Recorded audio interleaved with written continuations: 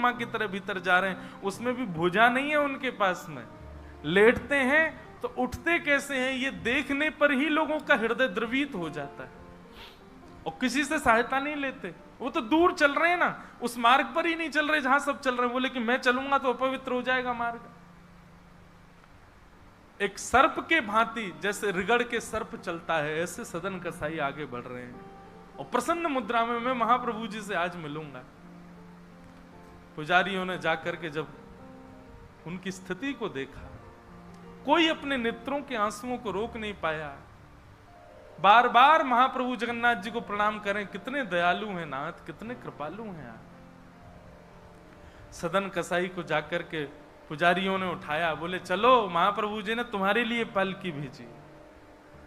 सदन कसाई बोले आपको कोई गलत सूचना मिल गई, मैं नहीं हूं वो भक्त जो इसमें। बोले नहीं तुम ही हो, ठाकुर जी ने आज्ञा करके भेजा है। सदन कसाई बोले अगर मैं पालकी में बैठा तो मेरे अभी प्राण निकल जाएंगे, आप सबसे प्रार्थना है मेरी, मैं महाप्रभु जी की आज्ञा स्वीकार करता हूं, मैं आपके संग चल दूंगा, लेकिन पालकी में नहीं बैठ सकता।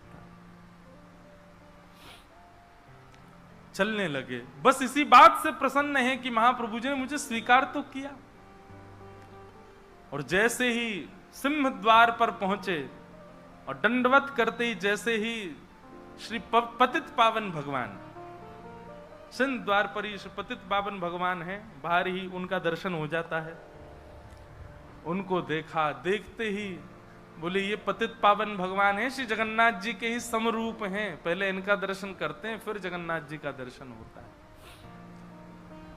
जैसे ही दंडवत किया, अभी तक तो उनको ग्लानि नहीं थी कि मेरे हाथ नहीं है, पर अब दंडवत करते समय उनको तनिक एक ग्लानि सी हुई, काश मेरे हाथ होते तो मैं भी ऐसे दंडवत करता, दोनों भुजाएं आगे कर लेता। और इस भाव से जैसे जो शेष भुजा थे थोड़े से, उनको आगे करके रुदन करने लगे सदन कसाई। इतने में ही उनके भुजा निकल करके आ गई और ठाकुर जी ने भुजा प्रदान करके उनके दंडवत को स्वीकार किया। श्री जगन्नाथ महाप्रभु की। ऐसे महाबाहो, ऐसे हमारे महाप्रभु श्री जगन्नाथ।